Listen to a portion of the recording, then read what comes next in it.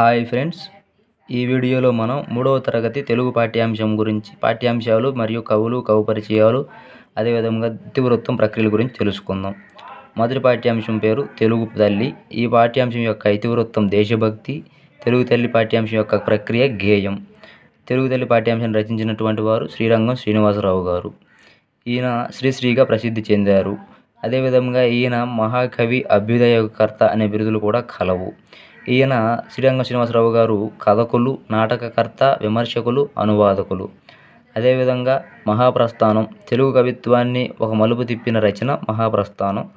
అదేవిధంగా వాటితో పాటుగా మరో ప్రస్థానం, ఖడ్గ సృష్టి అనేటువంటివి ఆయన ఇతర రచనలు. శ్రీశ్రీ గారి స్వీయ చరిత్ర అనంతం.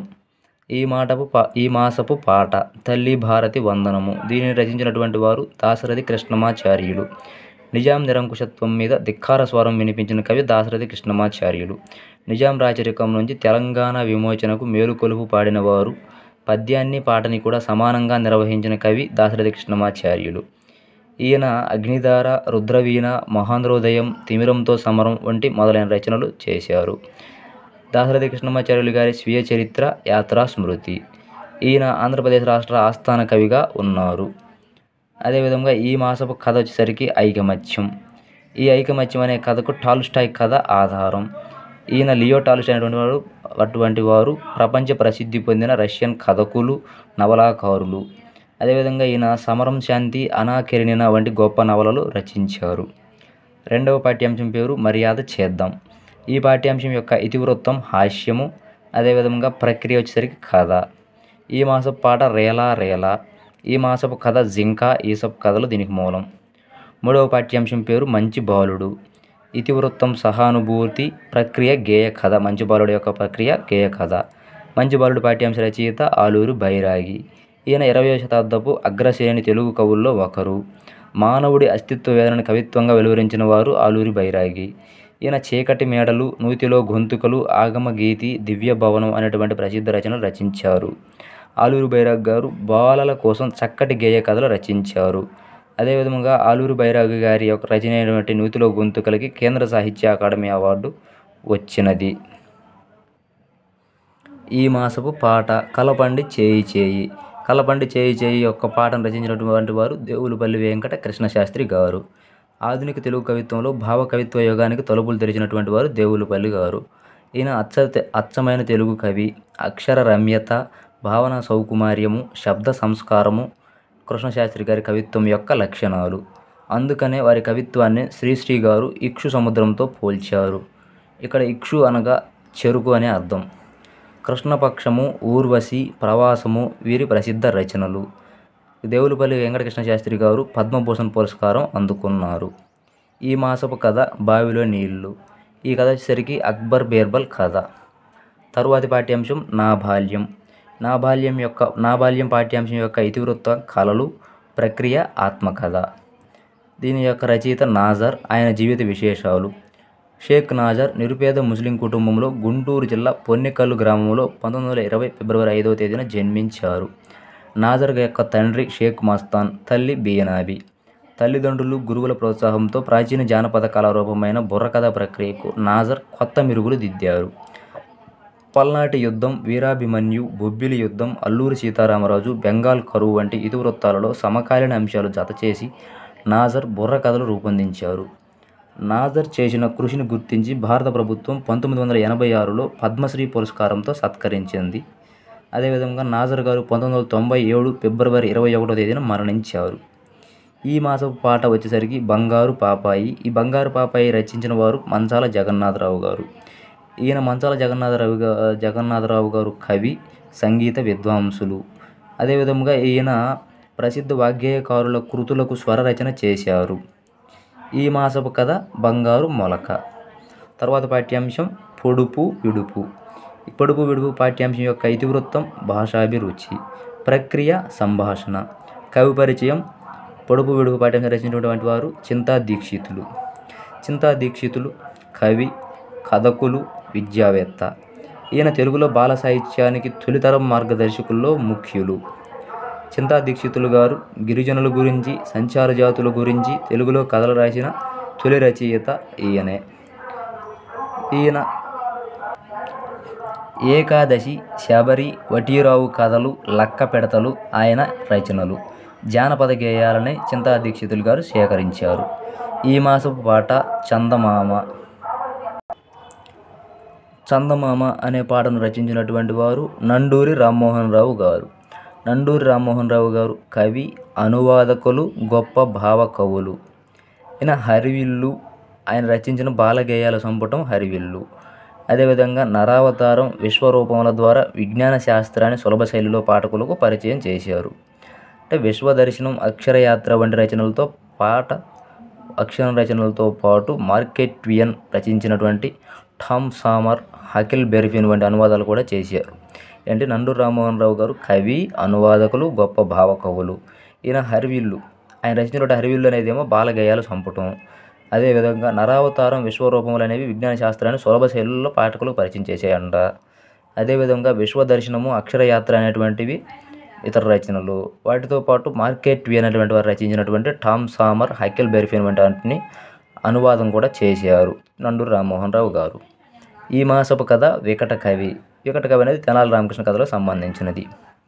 తర్వాత 6వ పాఠ్యాంశం మేమే మేకపిల్ల.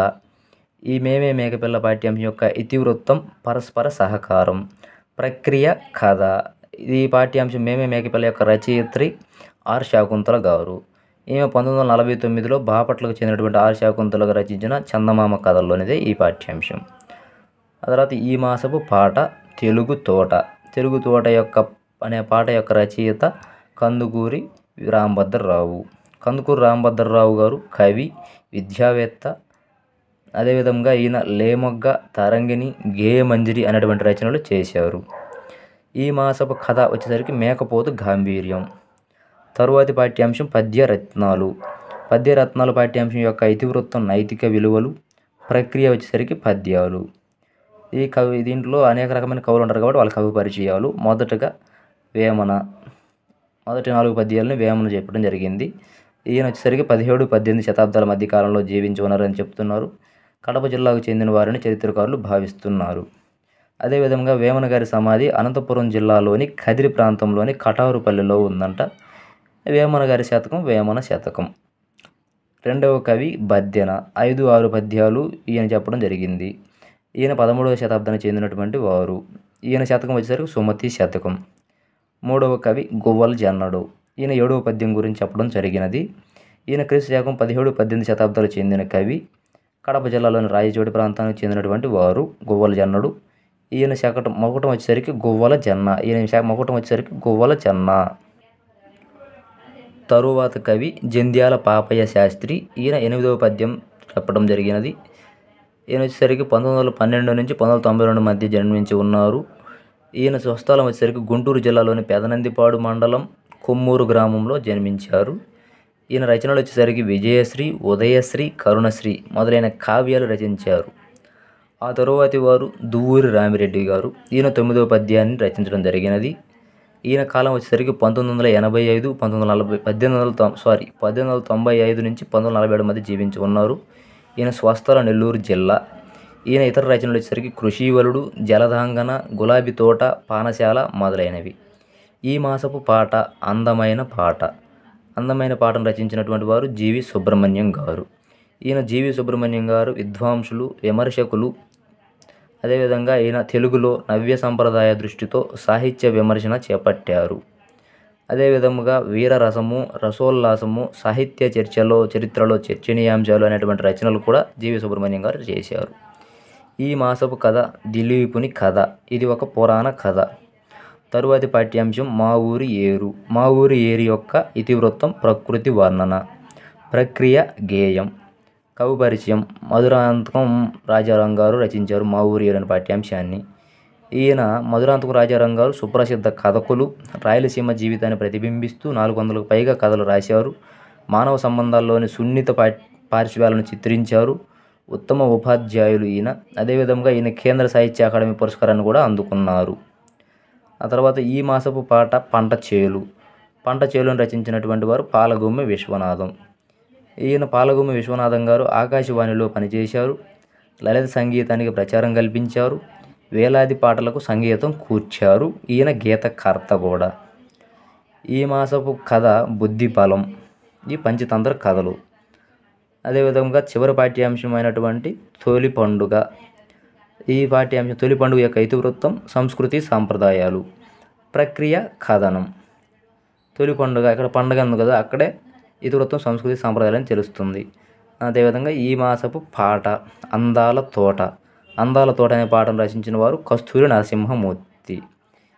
ఈయన వచ్చేసరికి ఈ పాట కస్తూరి నరసింహమూర్తి గారు రచించిన పాపాయి సిరులు అనే గేయ సంపుటి నుంచి తీసుకోవడం జరిగింది.